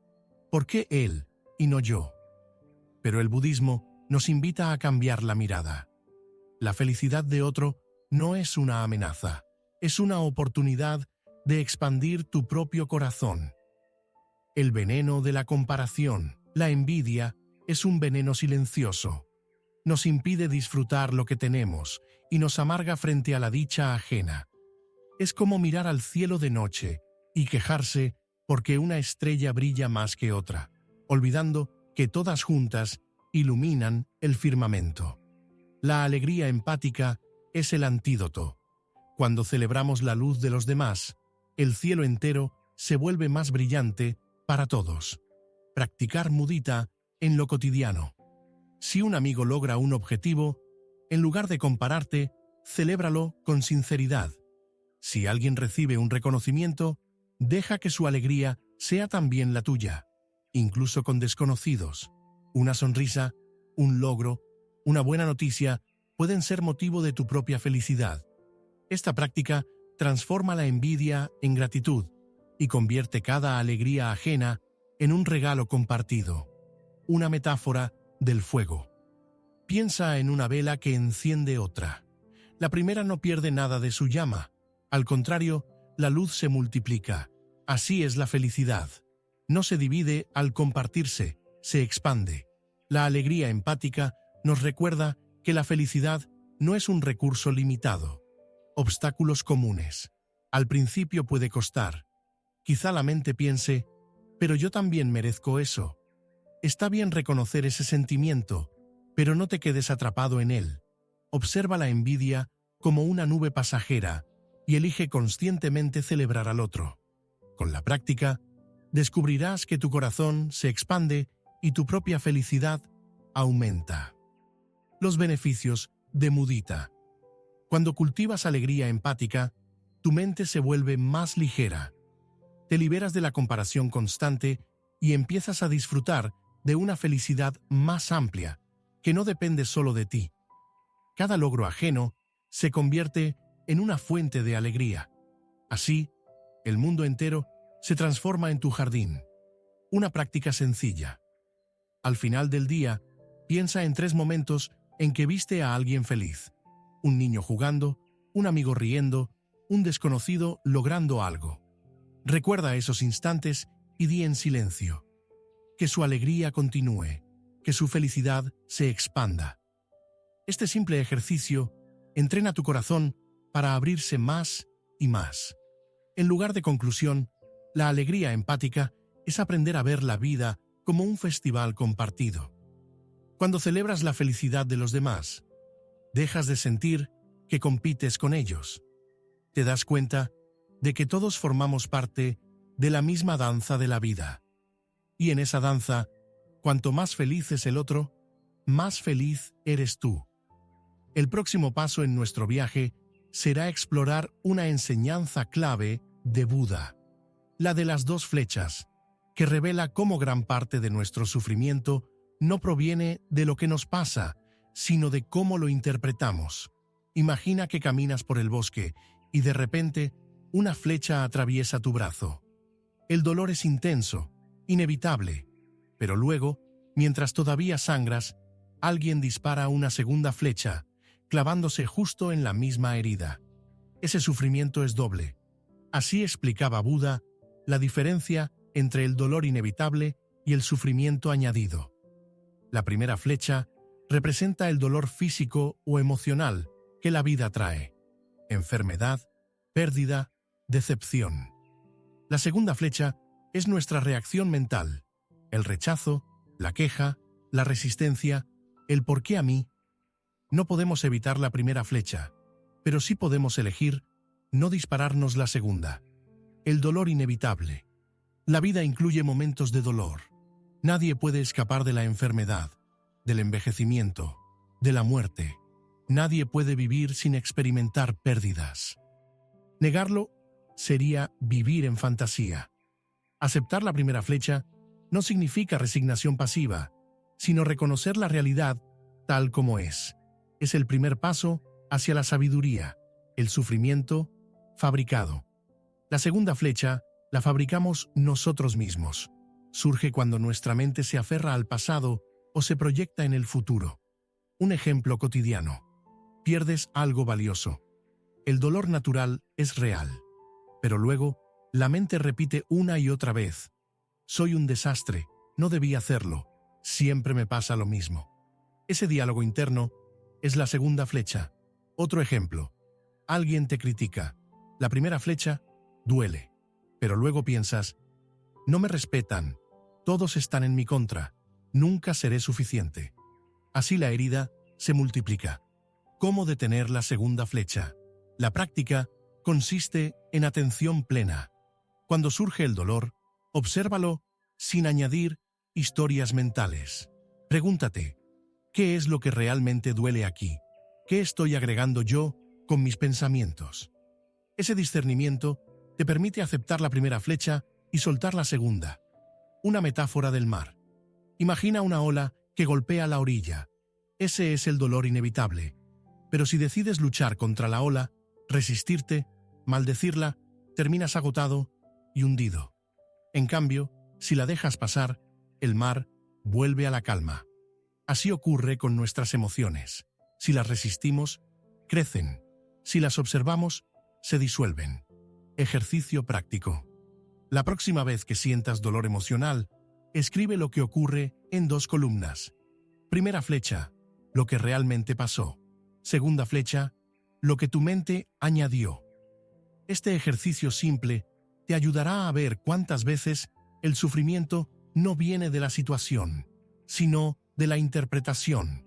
En lugar de conclusión, no podemos escapar de la primera flecha.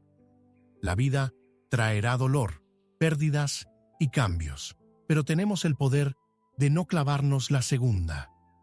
Cuando aprendemos a aceptar el dolor inevitable y soltar la reacción mental, descubrimos una libertad inmensa, la de vivir con serenidad incluso en medio de la dificultad. Y esa serenidad es la base para la siguiente enseñanza: unir la sabiduría con la compasión, el camino del corazón que transforma la vida propia y la de los demás. Imagina un pájaro con un ala fuerte y otra débil. Por más que intente volar, siempre se desviará y caerá. Así somos los seres humanos cuando cultivamos solo la sabiduría o solo la compasión. Para elevarnos de verdad, necesitamos ambas alas, la claridad de la mente y la apertura del corazón. El budismo enseña que el despertar no consiste únicamente en comprender la impermanencia y la vacuidad, sino en vivir esa comprensión con amor y cuidado hacia los demás. La sabiduría sin compasión puede volverse fría y distante. La compasión sin sabiduría puede volverse ingenua y frágil. Solo al unirlas encontramos equilibrio. La sabiduría que ve. La sabiduría es como una lámpara en la oscuridad. Nos permite ver la realidad sin ilusiones. Todo cambia, nada es permanente. No existe un yo fijo. Esta visión disuelve el apego y la ignorancia. Pero si nos quedamos solo en la visión intelectual, corremos el riesgo de volvernos indiferentes. Nada importa, todo es vacío. Esa no es la enseñanza de Buda. La vacuidad es espacio para amar más, no para alejarnos de la vida. La compasión que abraza. La compasión es como el sol que calienta la tierra. Nos mueve a actuar, a aliviar el sufrimiento ajeno, a extender la mano incluso cuando no recibimos nada a cambio. Pero si la compasión no está guiada por la sabiduría, puede desgastarnos. Podemos dar hasta quedarnos vacíos, confundir, ayudar con cargar responsabilidades que no nos corresponden. Por eso, necesitamos unir ambas fuerzas. El equilibrio transformador. Cuando la sabiduría y la compasión se encuentran, surge una forma de vivir poderosa y serena.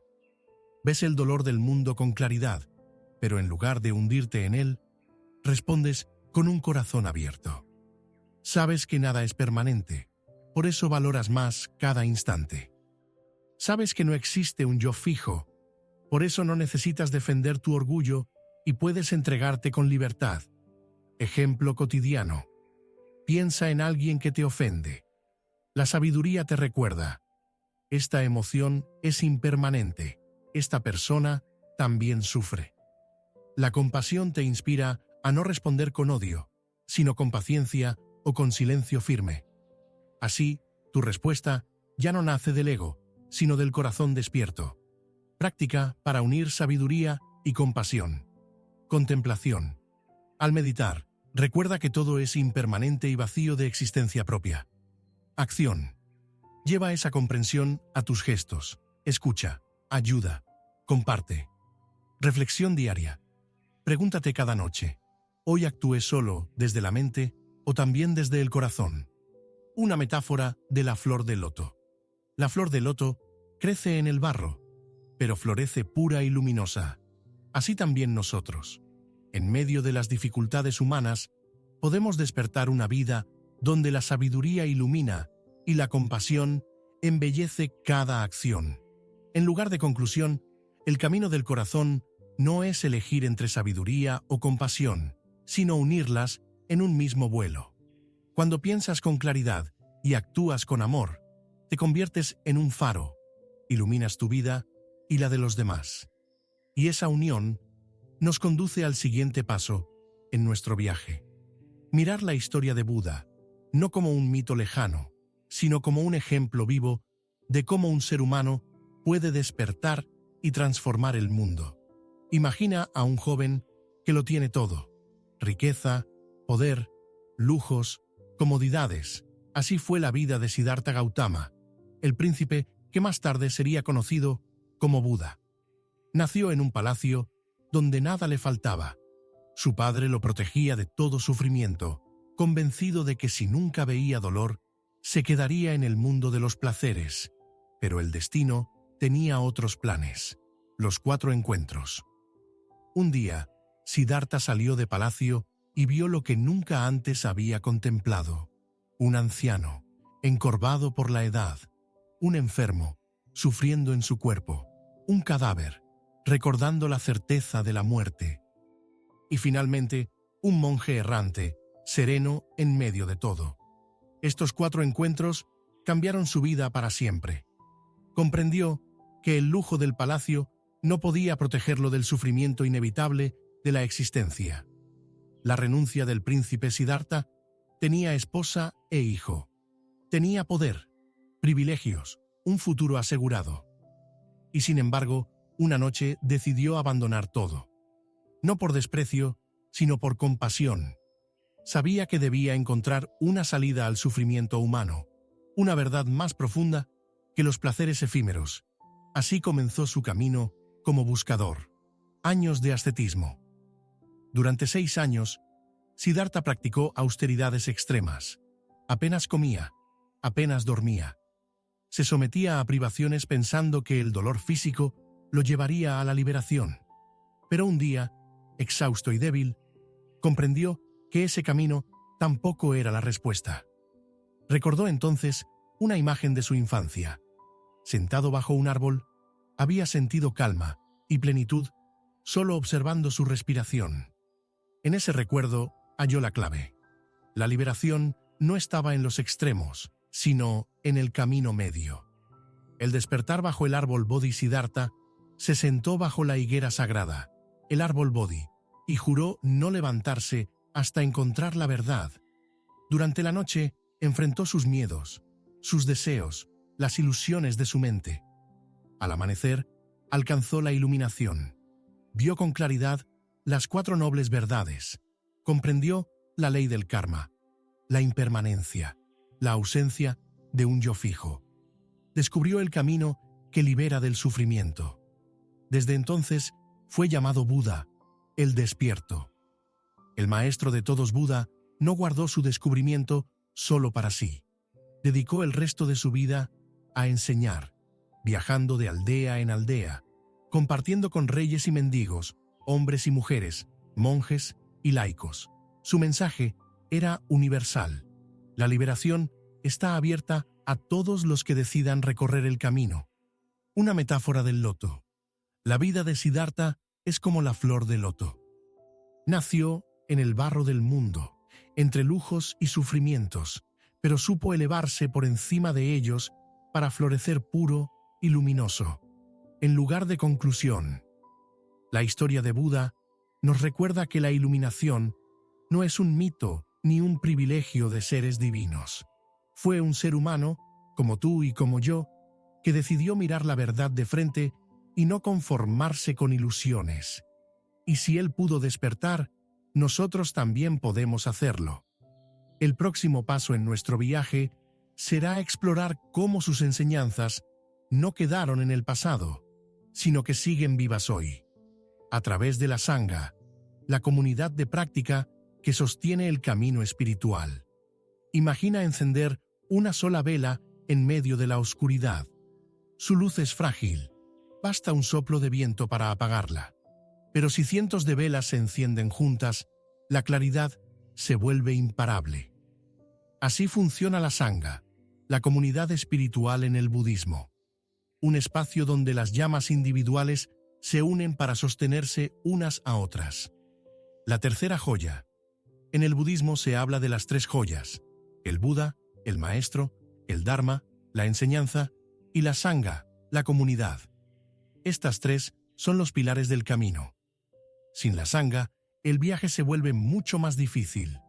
Practicar en soledad puede llevarnos al desánimo, pero cuando caminamos junto a otros, sentimos apoyo, inspiración y recordatorio constante de que no estamos solos. El espejo de la comunidad. La Sangha actúa como un espejo. En la convivencia surgen nuestras impaciencias, nuestros egos, nuestras sombras, y al mismo tiempo surge la oportunidad de trabajar con ellas. Cada relación dentro de la comunidad es un entrenamiento. Escuchar, perdonar, cooperar, practicar la compasión real y no solo en teoría. Más allá del templo, la Sangha no es solo un grupo de monjes en un monasterio. Es cualquier comunidad de personas que se apoyan mutuamente en el camino espiritual. Puede ser un grupo de meditación, una familia que practica la atención plena, incluso dos amigos que se recuerdan vivir con calma y gratitud. Lo importante no es el número, sino la intención compartida. Ejemplo cotidiano. Imagina querer dejar un hábito dañino. Si lo intentas solo, la tentación te gana, pero si lo haces acompañado, con personas que te animan y celebran cada pequeño avance, tus posibilidades de éxito aumentan enormemente. Así ocurre con el camino espiritual. La Sangha es ese sostén invisible que te impulsa cuando flaqueas. El poder de la inspiración. Ver a otros practicar nos motiva. Escuchar sus historias nos abre nuevas perspectivas. Compartir nuestras propias dificultades nos libera de la carga del aislamiento. En la Sangha, el despertar deja de ser una meta lejana y se convierte en un proceso compartido. Una metáfora del bosque. Un solo árbol puede caer fácilmente con una tormenta, pero en un bosque, los árboles se sostienen unos a otros con sus raíces entrelazadas. Así también los practicantes, en comunidad, resistimos mejor las tormentas de la vida. ¿Cómo cultivar tu Sangha? Busca personas que compartan tu interés en el crecimiento interior. Dedica momentos regulares para practicar juntos, aunque sea en silencio. Recuerda que todos son maestros. De cada persona puedes aprender algo. En lugar de conclusión, la Sangha es un recordatorio viviente de que no caminamos solos. Cada encuentro, cada práctica compartida, fortalece nuestra llama interior, porque aunque el despertar es una experiencia profundamente personal, florece mejor cuando se cultiva en comunidad. El próximo paso, en nuestro viaje, será cerrar el círculo, llegar al capítulo final, donde recordaremos que la iluminación no está en un futuro lejano, sino aquí y ahora, en cada instante de presencia. Imagina haber recorrido un largo camino por montañas y valles, buscando un tesoro escondido. Preguntas a sabios, estudias mapas, cruzas ríos y desiertos. Y al final, al abrir el cofre, descubres que el tesoro siempre estuvo en tu propio corazón. Así es el viaje espiritual. Buscamos afuera lo que en realidad siempre estuvo dentro. Todas las enseñanzas que hemos explorado, el karma, la atención plena, el camino medio, la compasión, la vacuidad, el desapego, la comunidad, apuntan a una misma verdad. La libertad está aquí, ahora. No en otro lugar, no en otro tiempo, no reservada para unos pocos, sino disponible en cada respiración consciente. El error de posponer. Muchos dicen, algún día meditaré. Cuando tenga tiempo, practicaré. En otra etapa de mi vida, buscaré la paz. Pero la vida es frágil. La impermanencia es absoluta. Posponer el despertar es como esperar a que las olas del mar dejen de moverse para lanzarse a nadar. Ese momento nunca llega. El despertar no se da en un futuro lejano. Se da en el instante en que eliges estar presente. Cada instante, como puerta. El budismo nos enseña que no necesitamos condiciones perfectas para despertar. Basta con abrir los ojos a lo que ya está aquí. La respiración, que entra y sale. El sonido de un pájaro. La sonrisa de alguien cercano. Incluso el dolor que nos recuerda que estamos vivos. Cada instante es una puerta al despertar, si lo habitamos con plena conciencia. Una metáfora de la lámpara, imagina caminar en la oscuridad con una lámpara apagada en la mano. Tropiezas, caes, buscas salida sin encontrarla. De repente, enciendes la lámpara y el camino se vuelve claro. El sendero siempre estuvo ahí, pero no podías verlo. El despertar es encender esa lámpara en tu interior. No crea un nuevo mundo, te permite ver el que ya estaba frente a ti. La verdadera práctica no consiste en acumular más teorías ni en repetir rituales mecánicos. La verdadera práctica es vivir con conciencia y compasión en cada gesto. Al hablar, al escuchar, al trabajar, al amar. Cuando entiendes esto, descubres que la iluminación no es un destino final, sino una manera de caminar. El compromiso del presente.